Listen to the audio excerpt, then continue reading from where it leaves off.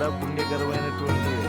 కానీ అంతటి పుణ్యఫలాన్ని శరణాగతితో, ప్రపత్తితో, భక్తితో, చేతులతో నమస్కరించుకుంటూ ఆలయంలోకి ప్రవేశించి దర్శిస్తే పరాత్పరుడు శ్రీనివాసుడు అనుగ్రహిస్తాడు.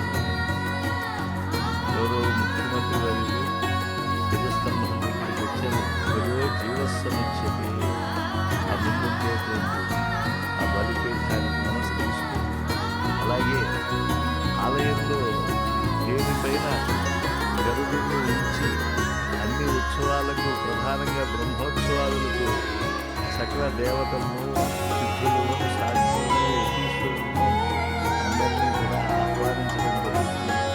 అటువంటి ధ్వజస్తంభానికి వామభాగం నుంచి, అంటే ఆలయంలోకి ప్రవేశించేప్పుడు ఎడమవైపు నుంచి భగవద్ దర్శనం, ఆ ధ్వజస్తంభానికి మరో పక్క నుంచి వెళితే అప్పుడు ఆ ధ్వజానికి ప్రదక్షిణం చేసినటువంటి పుణ్యం వస్తుంది. అంటే జీవస్థానాన్ని ఆశ్రయించినటువంటి లక్ష్యం.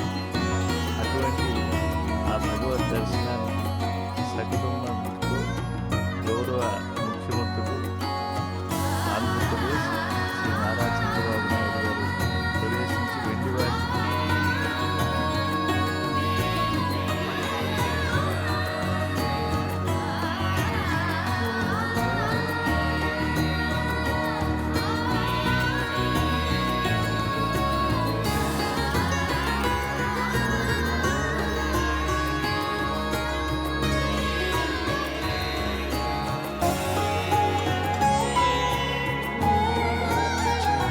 రుచి కలిగినటువంటి భోజనాన్ని ఇక్కడ ఉచితంగా పొందడానికి అర్హులు.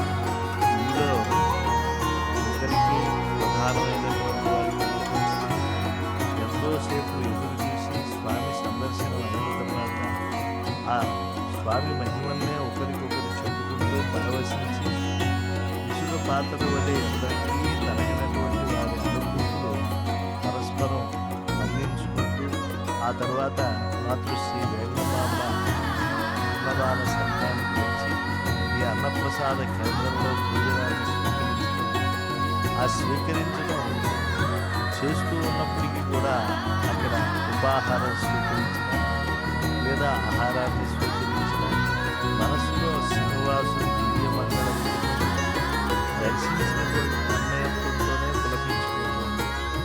ముఖ్యమంత్రి స్వయంగా వందలు కూడా తన ఇంటితో కలిసి కేవలం స్వామి సేవలో నువ్వు కూడా దాసులాగే ఉండాలి. ఈ క్షేత్రంలో వచ్చేటువంటి దివ్య ఆళ్వారుల భావన జన్మన ఫలమిదం మధుకైట భారీ మత్ప్రార్థనీయమనుగ్రహ ఏషయో త్వద్భృత్య భృత్య పరిచారక భృత్య భృత్య భృత్యస్య భృత్య లోకనాథ. స్వామి, మీ దాసులకు వేడుకొందామా